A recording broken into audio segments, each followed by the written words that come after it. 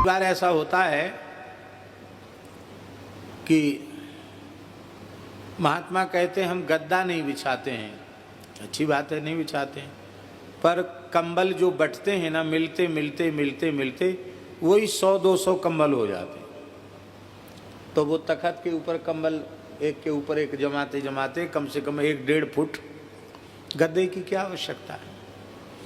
और ऐसे भी महात्मा देखे हैं कि जब तक उनका बहिर्वास और उनका अचला जब तक पूरी तरह जीर्ण शीर्ण न हो जाए, अब किसी भी प्रकार से पहनने योग्य नहीं है, तब बड़े आग्रह पूर्वक किसी के दिए जाने पर वो स्वीकार करते हैं, और जैसे तैसे के द्वारा दिए जाने पर नहीं, गुरुजनों के द्वारा कृपा पूर्वक दिए जाने पर ही वे स्वीकार करते हैं।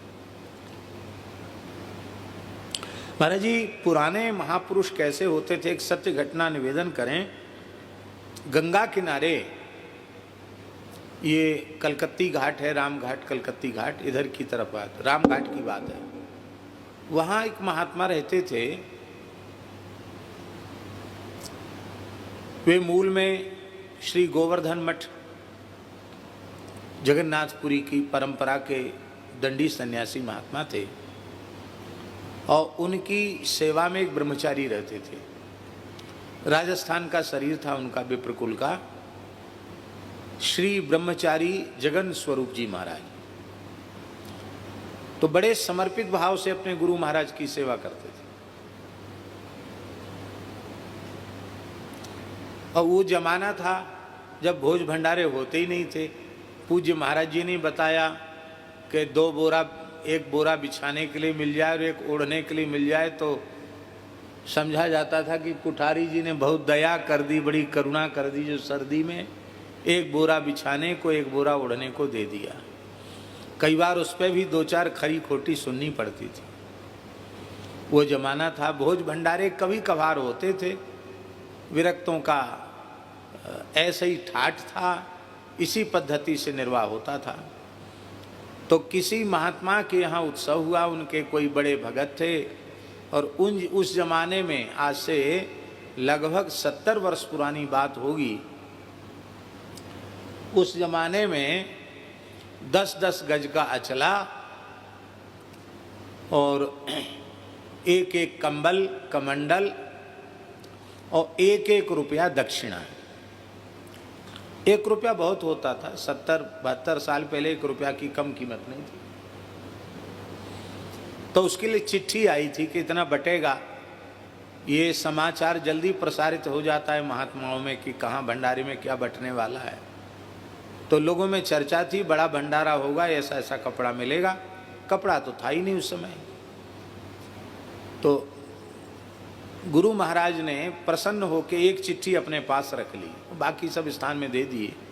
और वो जो अपने पास महाराज जी चिट्ठी रखी थी, वो अपने ब्रह्मचारी को दी। देखो ब्रह्मचारी, तुम बहुत सेवा करते हो, कभी कुछ मांगते हो नहीं, लो चले जाओ, चिट्ठी पर बढ़िया 10 गज अचला मिलेगा, और बढ़िया जो है कमंडल भी मिलेगा पीतल का, और 1 कंबल मिलेगा, चले जाओ।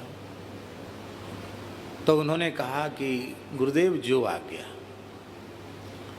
पर आप रुष्ट न हो तो ये बालक एक बात निवेदन करे।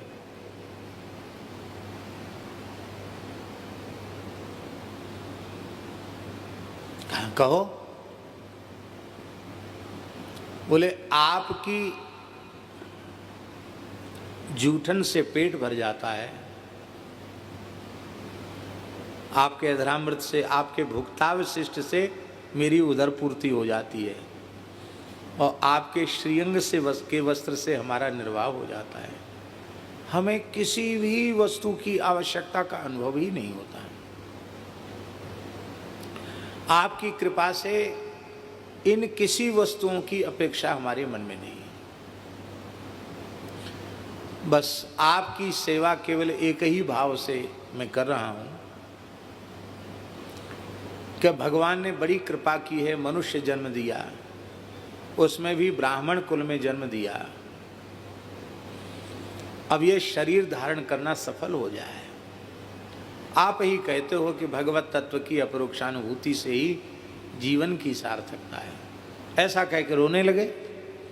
महाराज जी इतने मात्र से गुरुजी इतने प्रसन्न हो गए, छाती से लगाया और कहा देखो जहाँ तुम्हारा जन्म हुआ है उसके उस क्षेत्र में चले जाओ, वहाँ जंगल है और वहाँ बैठ करके तुम वासुदेव मंत्र का, द्वादशाक्षर मंत्र का जप करो, मात्र 6 महीने में तुमको भगवत साक्षात्कार हो जाएगा। और चिट्ठी तुरंत दूसरे साधु को दे दी। बोले हाँ तुम्हें जरूर भगवान मिलेंगे, ये मैं कहता हूँ, मिलेंगे तुमको। और महाराज जी वहाँ जाकर वो बैठ गए। गुरुजी ने तो कहा था 6 महीने के भीतर हो जाएगी, उनको 4थे महीने में ही शंख चक्र गदा पद्मधारी भगवान का प्रत्यक्ष दर्शन हुआ। श्वेत वस्त्र पहनते थे तो वहाँ के लोगों ने उनका नाम धर दिया धौला बाबा, देहाती लोगों ने धौला बाबा।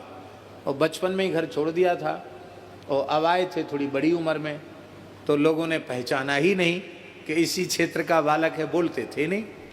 पीलू के वृक्ष के नीचे आकर के बैठ गए, बस वहीं जप करने लग गए। 10-20 दिन में कोई एकाध छटाक आटा वाटा दे दिया तो खा लिया, नहीं पत्ती खा करके उन्होंने महाराज जी भजन किया, पर किसी की ओर नजर उठा के नहीं देखते, बस वहीं बैठे रहते। जंगल में लोगों का आना जाना भी नहीं था। हाँ कौतूहल लोगों को जरूर था कि कोई आकर के एक जवान आदमी वहाँ बैठा है, बोलता नहीं, देखता नहीं, किसी की बात सुनता नहीं, पता नहीं क्या है, पागल है क्या है, ऐसे लोग।